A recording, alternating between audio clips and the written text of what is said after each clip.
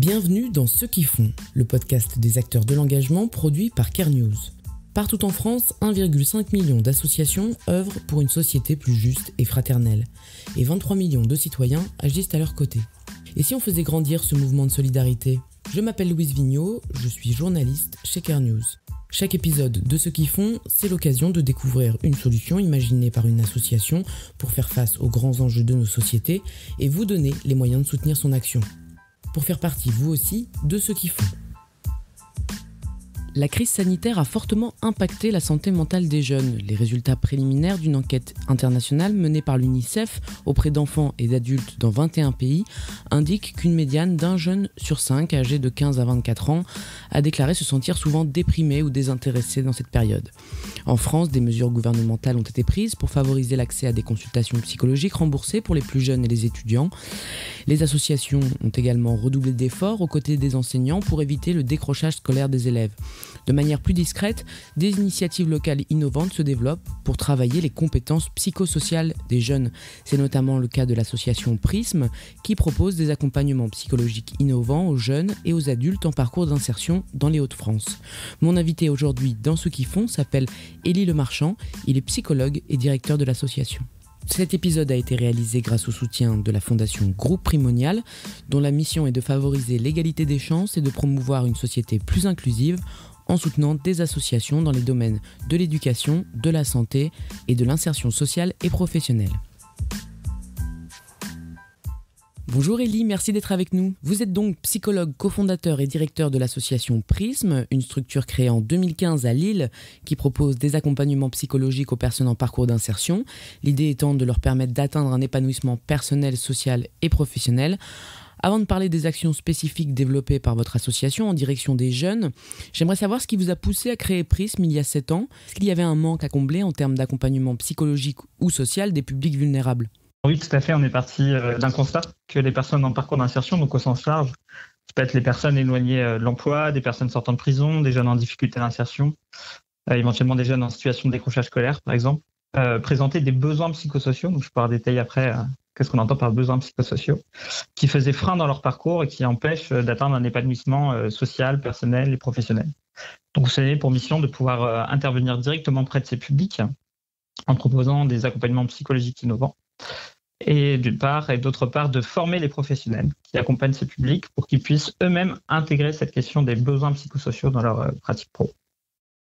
Oui, je veux bien que vous reveniez sur ces termes de compétences psychosociales. Ces deux termes semblent guider vos actions. Qu'est-ce que cela recouvre exactement ? Effectivement, le concept de compétences psychosociales est vraiment au cœur de notre projet associatif. On entend par compétences psychosociales compétences de vie. C'est les compétences qui permettent de répondre avec efficacité aux exigences de la vie, aux difficultés qu'elle présente. C'est savoir s'adapter à soi, aux autres et au monde. On retrouve 3 grandes catégories de compétences psychosociales. Les compétences émotionnelles, par exemple, la capacité à savoir gérer les émotions, gérer le stress, avoir confiance en soi, par exemple. On retrouve également les compétences cognitives, savoir prendre des décisions, les tenir dans le temps. Développer aussi une capacité à savoir résoudre des problèmes quand je fais face à une difficulté dans ma vie, personnelle ou professionnelle. On retrouve aussi la capacité à savoir développer une pensée critique sur soi, sur les autres, sur le monde. Et la 3e catégorie, ce sont les compétences sociales, savoir communiquer de manière verbale, non verbale avec l'autre, savoir défendre son point de vue, et également être en capacité de savoir s'affirmer, savoir dire non, par exemple, quand on fait une demande qui est contre mes valeurs. Voilà, c'est un ensemble de compétences qu'on développe tout le long de notre vie. On a pu repérer que chez les publics fragilisés, chez les publics en difficulté d'insertion, il peut y avoir des besoins plus importants sur ces compétences qui faisaient frein. Donc l'idée, c'est de pouvoir intervenir auprès de ces publics pour pouvoir venir les renforcer et venir en support dans leur parcours d'insertion. On vient de vivre 3 ans de crise sanitaire. Est-ce que vous, sur le terrain, vous avez observé un impact sur les publics que vous accompagnez ? Oui, tout à fait. Alors, les besoins, bien sûr, existaient déjà avant la crise sanitaire, mais on a pu observer une amplification de ces besoins-là, témoignée notamment par la sollicitation des partenaires, avec des nouveaux partenaires qui sont venus nous voir en disant « c'est super votre action, est-ce que vous ne voudrez pas le proposer à notre public ?» Parce qu'on observe justement depuis le début de la crise sanitaire des besoins psychosociaux plus forts, des personnes qui ont encore davantage du mal à gérer leur stress, qui sont dans des situations d'isolement par exemple, qui ont du mal à gérer leurs relations sociales, qui ont du mal à reconnecter avec les autres, etc. Donc effectivement, c'est des besoins qui ont été identifiés d'abord par les partenaires et puis après on a pu construire ensemble des actions adaptées à ces besoins-là pour pouvoir y répondre.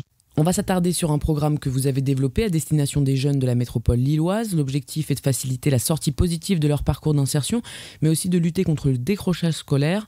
Concrètement, en quoi consiste ce dispositif et à quels jeunes il s'adresse ? Alors concrètement, le dispositif, donc on est sur un programme collectif de 9 séances de 2 heures avec un entretien individuel de présentation et un entretien individuel de bilan d'action. Et en fonction des besoins, on peut également proposer un accompagnement individuel à la suite du collectif pour pouvoir continuer à renforcer les compétences psychosociales acquises au sein du collectif. Dans ce programme, on va aborder différentes thématiques qui vont être choisies, déterminées en fonction des besoins repérés chez les jeunes. Donc on va aborder par exemple la question des émotions. Qu'est-ce qu'une émotion ? Qu'est-ce qui se passe dans mon corps quand je ressens une émotion ? Comment je peux faire pour arriver à mieux les réguler ? On va aborder aussi la question des valeurs personnelles. C'est quoi mes valeurs aujourd'hui ? Comment je peux arriver à les faire vivre dans ma vie ? Ou qu'est-ce qu'un besoin ? À quel besoin j'arrive à répondre aujourd'hui ? À quel besoin je n'arrive pas à répondre ? Qu'est-ce que je peux mettre en place pour davantage y répondre ? On peut aborder aussi la question du stress. C'est quoi le stress ? Quand je fais face à une difficulté dans ma vie, comment j'ai l'habitude de réagir ? Est-ce que je vais être vers la consommation de substances ? Est-ce que je vais être dans la recherche de soutien social ? Voilà, quelles sont les actions que je peux mettre en place pour faire face à mes difficultés ? On va aborder aussi, par exemple, la question de l'affirmation de soi. Donc, c'est quoi un comportement affirmé ? Ses capacités à savoir exprimer ses besoins, ses désirs, faire valoir ses droits, tout en respectant le droit des autres. Et pourquoi parfois j'ai des comportements qui sont un peu moins affirmés. Par exemple, je vais avoir des comportements de type agressif ou de type passif. Je ne vais pas savoir dire non. Pourquoi j'ai ces comportements-là ? Et quelles conséquences ça a dans ma vie ?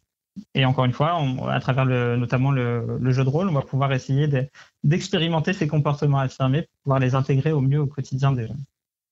On aborde aussi la question de la confiance en soi, l'estime de soi, la capacité à savoir identifier des qualités chez soi, des qualités chez les autres.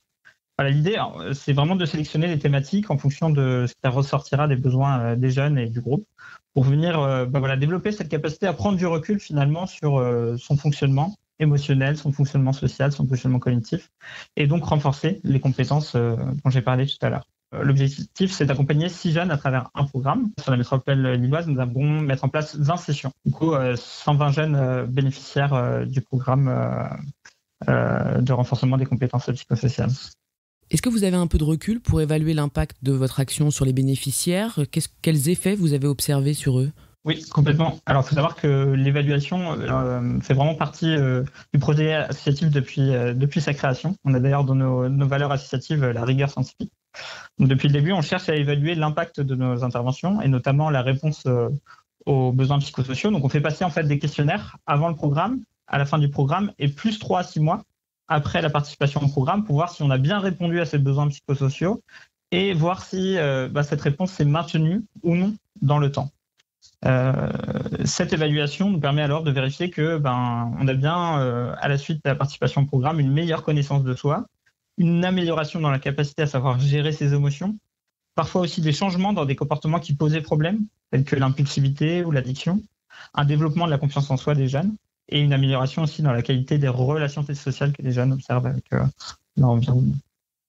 Ce qui est intéressant de voir, c'est que pour 90% des jeunes participants au programme, ces améliorations perçues se maintiennent dans le temps. Pareil, on évalue chez les jeunes quelles ont été les concrétisations suite au programme. Alors, c'est intéressant, oui, tu as gagné en confiance en toi, tu as gagné la capacité à interagir avec les autres, etc. Mais qu'est-ce que concrètement tu en as fait ? Donc, c'est des questions qu'on cherche à poser de plus 3 à 6 mois, voir un peu les concrétisations dans la vie des jeunes. Et on est sur 2 à 3 concrétisation par jeune, du coup acquise à la fin de la participation. Et donc, ça peut être des concrétisations dans la vie personnelle. Je m'entends mieux avec ma mère ou avec, je sais pas, mes frères et sœurs. Là, j'ai moins de conflits avec eux. Ou dans la vie professionnelle, pour les jeunes notamment qui sont accompagnés en mission locale, ça y est, j'ai réussi à rentrer en formation, j'ai décroché un emploi, j'ai réussi mon entretien d'embauche, etc. Et donc, vous l'avez rappelé, vous ne vous adressez pas qu'aux jeunes, mais à l'ensemble des publics en parcours d'insertion. Et vous développez également des programmes de formation pour outiller les professionnels encadrants de ces publics. Vous pouvez nous en dire 2 mots ? Tout à fait. Donc, c'est un pôle formation qu'on a construit en 2020 et on a pu commencer à mettre en place des formations dès 2021. Pareil, on est parti des besoins des professionnels qui nous disaient oui, nous on aimerait bien aussi outiller dans nos accompagnements pour pouvoir intégrer la question des besoins psychosociaux. Donc, on a développé des formations pour répondre à ce besoin-là, notamment une formation qui s'appelle Construire, mettre en place et évaluer un projet CPS, un projet de compétences psychosociales. Alors, le titre est un peu long et barbare, mais ça parle de soi. L'idée, c'est vraiment qu'à la suite de la formation, le professionnel puisse être capable de lui-même proposer un projet auprès des personnes qui les accompagnent pour renforcer leurs compétences psychosociales. Dire que en fait, travailler les compétences psychosociales, c'est pas réservé aux psychologues. Alors nous, chez Prism, on a notre propre approche en tant que psy. Tout un programme qu'on a pu construire au fur et à mesure des années. L'idée, c'est qu'on va pas former à ce programme-là, mais on va plutôt autonomiser les professionnels pour qu'ils puissent eux-mêmes construire leur programme en fonction aussi de leurs pratiques déjà existantes.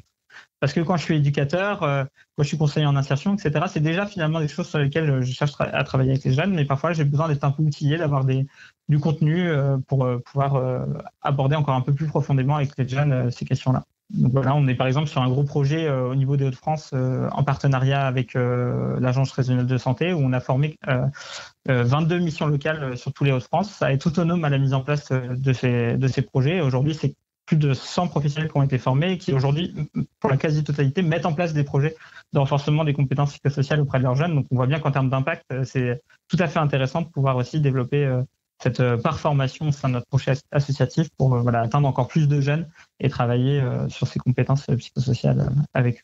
Comment les auditeurs de Ceux qui font peuvent-ils soutenir votre action, car ils sont nombreux à travailler dans le secteur associatif? Peut-être que vos formations pourraient les intéresser? Ouais, alors déjà, effectivement, il y a ça. Peut-être dire que nous, on prend un peu ce rôle-là de plaidoyer, aussi dire que les compétences psychosociales sont une voie d'entrée particulièrement intéressante pour accompagner les publics. On voit vraiment les bienfaits que ça peut avoir dans la vie personnelle, dans la vie sociale, dans la vie professionnelle.